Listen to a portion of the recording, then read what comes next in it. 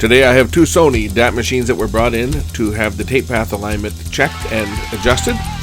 These were both overhauled by the owner who has done the mechanical work as far as changing controllers and so forth. He's done all that work, but he didn't have the equipment to properly set the machines up, so he's brought me two of them today. We're going to look at both of them right now, and both of these units are relatively rare finds these days.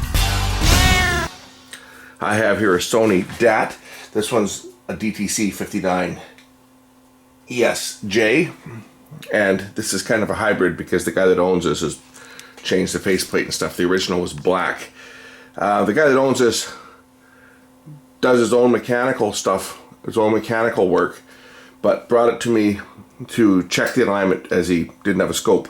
So I'm not going to do any work on the mechanism on this because apparently that's all done. I haven't checked it yet. I haven't even plugged it in. I got it to hook up to the scope and do an alignment. So let's do that. So here what I've done is I've attached a wire to the switch point just so I have a place to clip my probe on. This is for triggering my scope. The second test point I'm going to tap into is just the RF test point, which it comes back from the drum here. That way I can see the image on the scope, and I can adjust the guide pins, left and right guide pins accordingly to get a nice flat waveform. So let's do that. As you can see, our waveform's not optimum here. The waveform I'm actually looking at is, it's not this one here, it's this one here. This is the head output, right? This is the head that's actually not in contact with the tape, but there'll still be some signal there just from noise that gets picked up from the head that's not in contact with the tape. Because the head's only in contact with the tape for a portion of the time. It's only a 90-degree wrap. So you'll see noise, but that noise is actually not, there's no signal there. This is their signal here. This is what we want to try and maximize, this signal level here, make this flat on both of these ones here. You can see that there's peaks here. We want to try and maximize the signal level on that. And you'll hear that the sound is a little distorted here. So as I adjust the guide, I'm going to start with just the exit side guide, and we'll see what happens with this signal as I tweak it a bit here. Oh, see?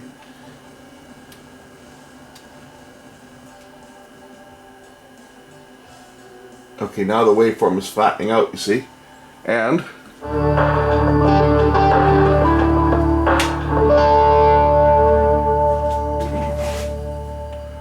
these artifacts you see here, it looks like flashing on the camera, that is just the rolling shutter. And we'll see the odd dropout in the tape, because this tape is by no means a new tape. This tape's got a fair number of passes, so you will see, dropouts. These are little scratches and stuff in the tape. You don't hear it because it's air correction compensates for that, but what we want to maximize is we want to maximize this level here. We want to try and make this level as flat as possible. It's not showing up on camera as well as it does looking at it, but that's the point, is I'm trying to maximize that signal. And of course I do that just by adjusting the guides here ever so slightly and looking at the output on the scope to maximize the level. Yeah, that's better. A little more intensity on the scope there. It's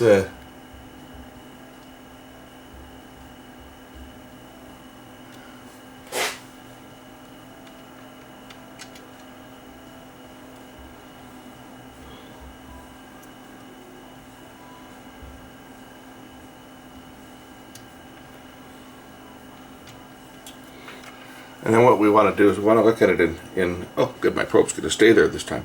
I want to look at this when I go into search and rewind and so forth, and see that the level stays relatively flat, which it is. Here's rewind. Again, you want the levels to be still be relatively sharp here, and it is. So I think this machine here should be about ready to those are dropouts you see on the tape there.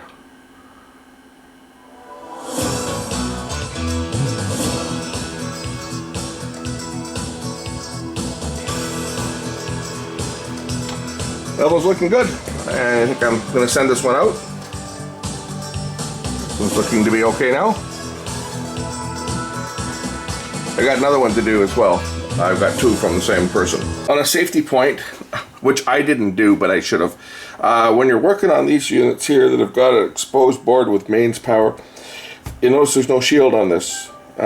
It's probably a good idea to throw some black tape or something over top of here, just in case something like one of your ground clips from your probe slips and drops onto here. You could cause a problem. So on these units that don't have, a lot of them have got a plastic shield over it. I don't know why this one doesn't, but if there's no plastic shield protecting the mains, you know, throw something on there to shield it, just so that you don't do something dumb like put your hand on there and get yourself a shock. I didn't, but just want to point that out. Okay, this one is done. I'm going to remove my little test point that I added here for my power off.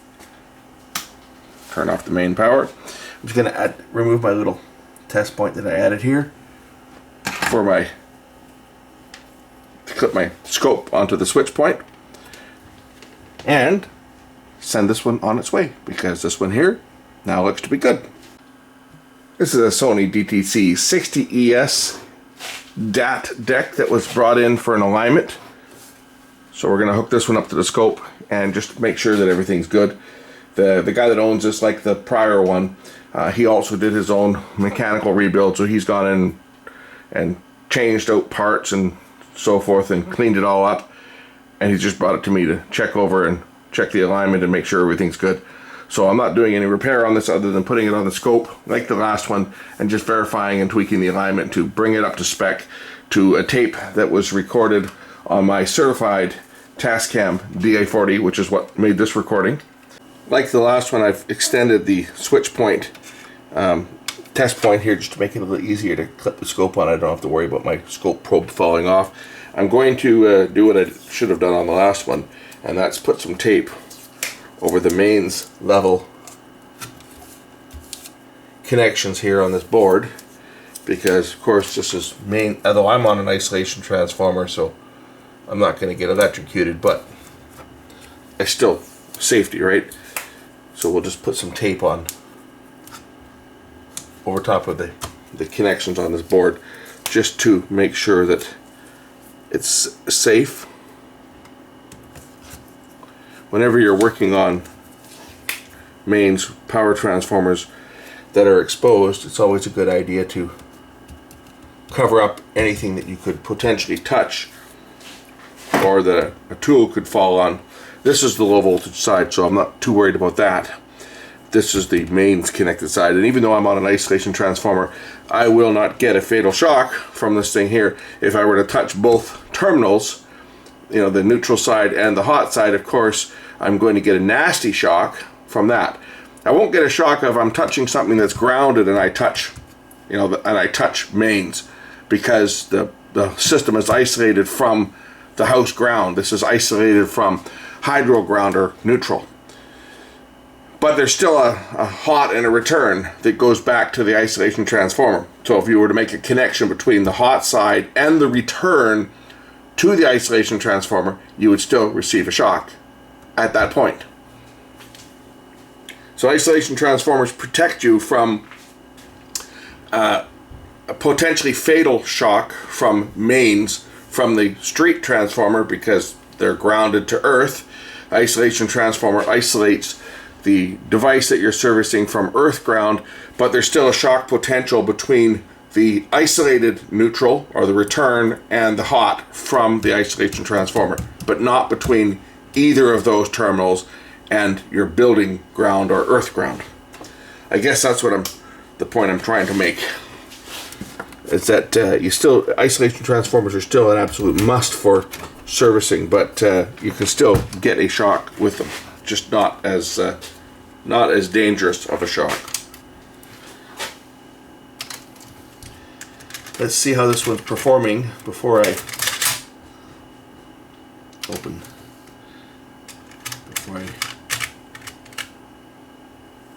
do anything.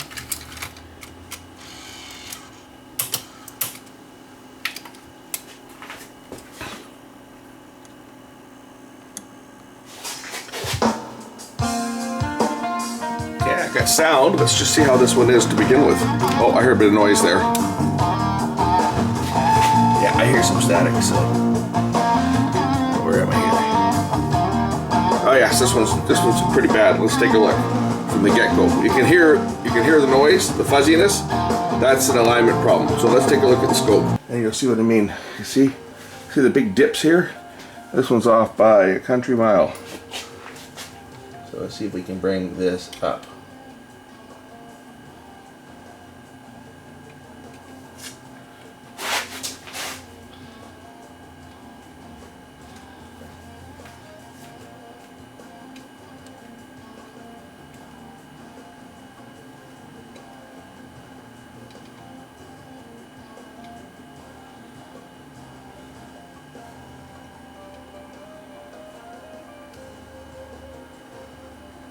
I'm going the wrong way.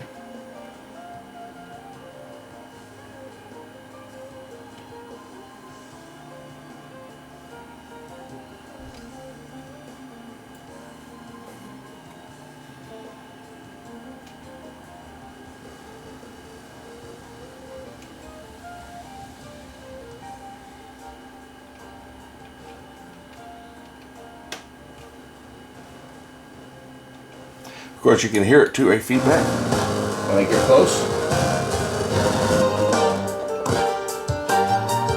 That looks a lot better. That sounds a lot better too.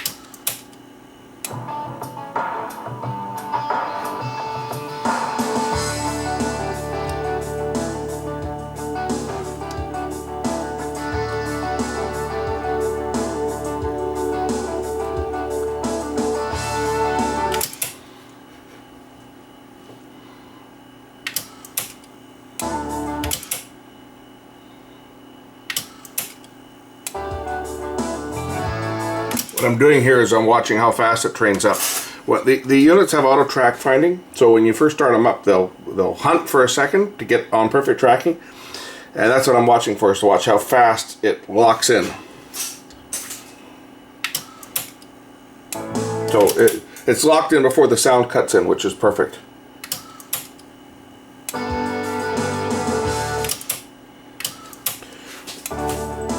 don't know if I can get it any better than that or not. It's looking pretty good.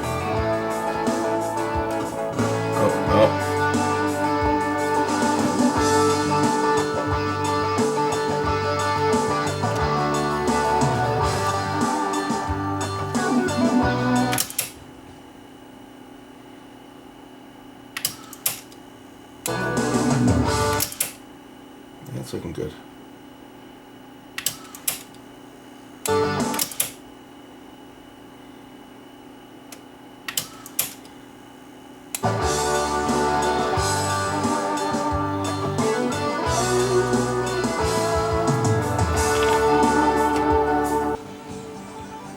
I'm just fine-tuning it now.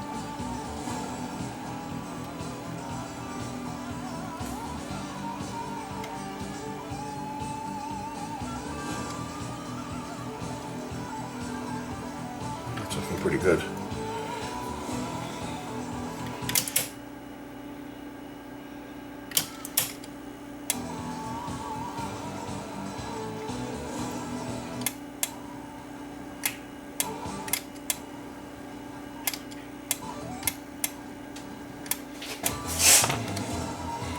Yeah, I think we're okay on this now. Search forward. Search backwards.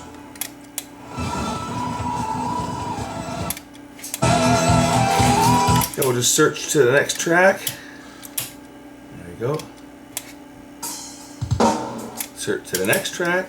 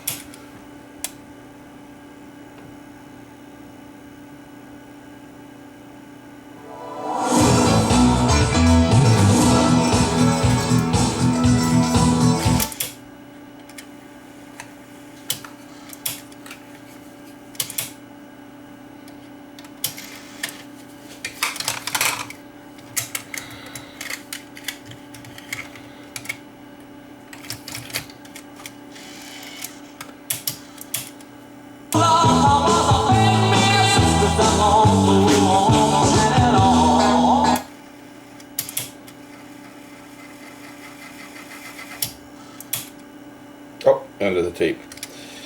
Because I have to rewind it. That's a noisy cassette, not the machine. These are very old tapes, as you can imagine, because they haven't made DAT tapes in years. So all my tapes that I've got are very, very old. They're, you know, from back in the 1980s.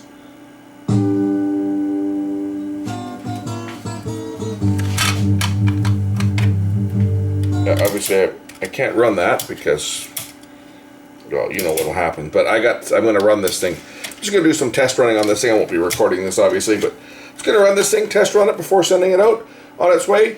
Thanks for watching. Now you know how to align these things using a scope. Use your RF test point, which is, some of them will be marked RF. Usually it's just one of the leads coming off the preamp itself. This case is the white lead here. And your switch point to trigger your scope. Trigger your scope from the switch point.